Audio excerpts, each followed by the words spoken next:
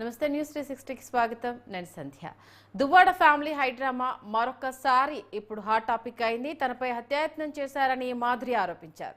Media సమక్షంలో MLC Duvvada Srinivas కు Madhuri phone చేసి మాట్లాడించారు. ఇంటి రిజిస్ట్రేషన్ పై దువ్వాడ శ్రీనివాస్ క్లారిటీ ఇచ్చేశారు. మాధురికి 2 కోట్ల అప్పున్నానని, రాజకీయ అవసరాలు, ఇతర అవసరాల కోసం మాధురి వద్ద అప్పు చేశానని ఎమ్మెల్సీ దువ్వాడ శ్రీనివాస్ తెలిపారు. టెక్కిలికి చెందిన చింతాడ పార్వతీశంకి 60 లక్షలు కూడా ఇవ్వాలని దువ్వాడ తెలిపారు.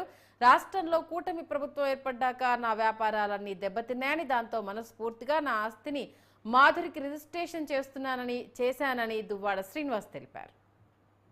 ఇల్లు రిజిస్ట్రేషన్ చేశారు కదా, అది ఏ విధంగా చేశారు? మీరు ఏం ఆలోచించుకొని నా పేరు మీద రిజిస్ట్రేషన్ చేశారు? మీ ఇష్టపూర్వకంగా చేశారా? అది మీ స్వాధీనం ఏంటనేది ఒక 2 విషయాలు మీరు చెప్పేస్తే మీడియా కూడా డౌట్స్ క్లియర్ అయిపోతాయి. ఎవరికైనా ఏమైనా డౌట్స్ ఉంది? అందరూ కలిపి పబ్లిక్ కూడా జనాలు కూడా.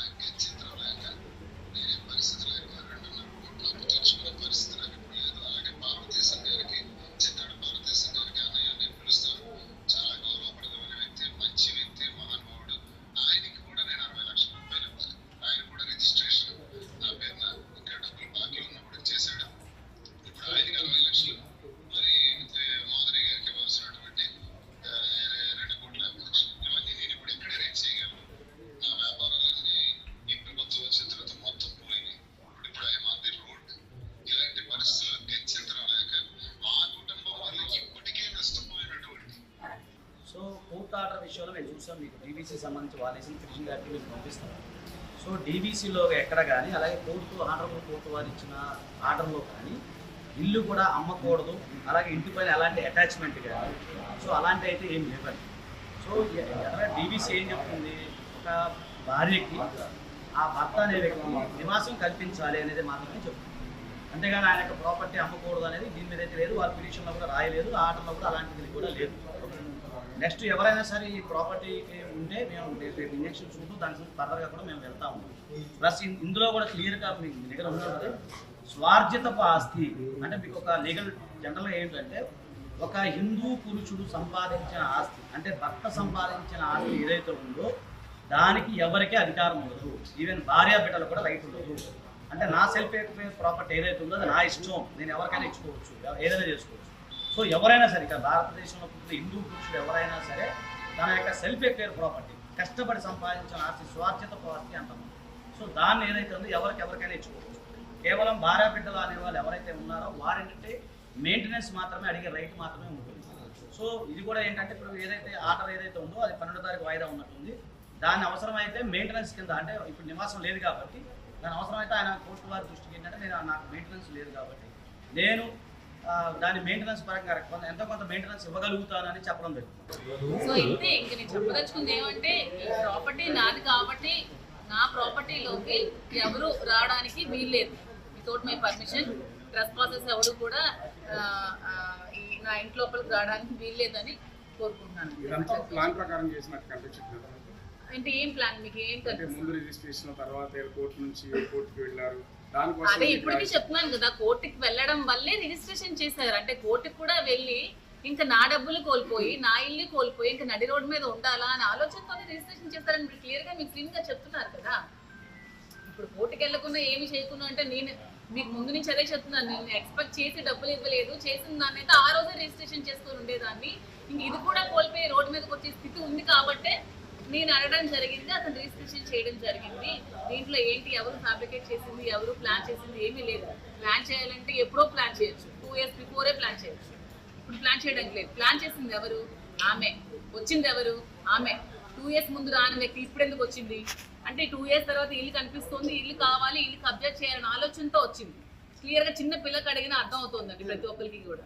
ఇప్పుడు 2 సంవత్సరాల ముందు లేనిది, 2 సంవత్సరాల ముందు భర్త మీద ప్రేమ లేనిది ఇప్పుడు ఎందుకు వస్తుంది అంటే ఇల్లు చూసి ఇల్లు కావాలి కాబట్టి ఇల్లు కూడా ఆక్యుపై చేయడానికి ఇంకా రాజకీయంగా అతను పతనం చేసి అతను ఊరి నుంచి వెలేయాల ఆలోచనతో వచ్చిన ఒక కుతంత్రం, అది ఒక ప్లాన్, తాంది ప్లాన్, మాది ప్లాన్ కాదు. వాళ్ళు ఎవరో మిమిక్రీ చేశారో ఫ్యాబ్రికేట్ చేశారో నాకు తెలియదు. అమ్మ అని పిలవాల్సిన అవసరం, నాకు రాజు అని పిలుస్తారు, నేను రాజా అని పిలుస్తాను. అది నేను మీడియా ముందు కూడా ఇంతకుముందు చెప్పాను, ఆ టీవీలోనే ఎక్కడో నాకు ఏమని పిలుస్తారు అంటే చెప్పాను. సో అమ్మ అని నాకు పిలవాల్సిన అవసరం లేదు, అక్కడే తెలిసిపోతుంది. తర్వాత ఎవరి ఫోన్ కాల్ నుంచి నేను ఎందుకు మాట్లాడితే నా ఫోన్ నుంచి నేనే మాట్లాడతాను శ్రీన్ గారితో. ఎవరు ఫోన్ చేసి నేను ఎందుకు మాట్లాడతాను? నా ఫోన్ నుంచి ఏమైనా ఫోన్ కాల్ ఉందా శ్రీన్ గారి నంబర్కి? అది ఎవరి కాల్ నుంచి వెళ్ళిందో ఎవరు వెళ్ళిందో నాకైతే తెలియదు. ఆ తర్వాత యాక్సిడెంట్ టైంలో బంగారం ఉంది అది ఉందో నేను ఎందుకు మాట్లాడతాను? అదంతా ఒక ప్లాన్ చేశారు కాబట్టి ఇట్ టేక్స్ 25 days టైం. ఆ యాక్సిడెంట్ నుంచి 25 రోజులు టైం ఎందుకు తీసుకుంది? వాయిస్ రిలీజ్ చేయాలంటే యాక్సిడెంట్ రోజే కదా రిలీజ్ చేయాలి. నిజంగా ఆ వాయిస్ క్లియర్ నిజమే అయి ఉంటే మరి నేను ఆత్మహత్య చేసుకున్నానని చెప్పి ఆ కేసు ఎందుకు ఫైల్ అవ్వలేదు? నా సూసైడ్ చేసుకోవడానికి ఆమె కారణమని మేము ప్లాన్ చేసుకుంటే మరి నా సూసైడ్ చేసుకోవడానికి రీజన్ నేను వాని మీద ఎందుకు ఇంతవరకు కేసు మేము ఎందుకు ఫైల్ చేయలేదు, పోలీసులు ఎందుకు ఫైల్ చేయలేదు? ఇప్పుడు ఈస్ ట్రూ, కేసు ఫైల్ అవ్వాలి కదా ఆమె మీద. నా ఆత్మహత్య ప్రేరేపించింది ఆమె కాబట్టి, నా ఆత్మహత్య కారణం ఆమె కాబట్టి చేయాలి. ఆమె అది ప్లాన్ చేసి ఆడియో రెడీ చేసుకుంది అంటే అది కూడా ఒక బాగుంటుంది కదా, ఈ టైంలో రిలీజ్ చేస్తే ఆవిడకి సింపతి మాకు ఎగ్నెస్ట్గా ఉంటుందని ప్లాన్ చేసిన ఒక ఫ్యాబ్రికేటెడ్ వాయిస్ అండి. క్లియర్గా ఉంది, ఎవరైనా అర్థం అవుతుంది. అసలు నా వాయిస్లో పెప్పు ఉంటుంది, ఎనర్జీ ఉంటుంది, జోష్ ఉంటుంది. ఆ వాయిస్ శ్రీని గారు ఎప్పుడైనా అలా మాట్లాడారు మీరు ఎక్కడైనా చూసారా? చేసిన వాళ్ళు కూడా సరిగ్గా చేయలేకపోయారు. బట్ అట్లా నెక్స్ట్ టైం ఎవరు చేస్తారో వాళ్ళకి కొంచెం బాగా చేసి ట్రై చేయండి. అంటే వాళ్ళు కొంచెం వాళ్ళకి నాకు తెలిసి రాఘవరావు 300 రూపాయలు ఎక్కువ అంటారు. అంటే మరి అందుకనే 300 రూపాయలు ఇచ్చిన అల్లుడు చెప్పుకున్నాడు అంటే వాళ్ళు బతుకు 300 రూపీస్ దగ్గర ఆగిపోయింది కాబట్టి, అలాంటి ముష్టి బ్రతుకులు కాబట్టి 2 crores అనేవి ఆమెకి ఎక్కువ అవ్వచ్చు, మాకైతే ఎక్కువగా 2 crores అనేది నాకు చాలా లిటిల్ అమౌంట్.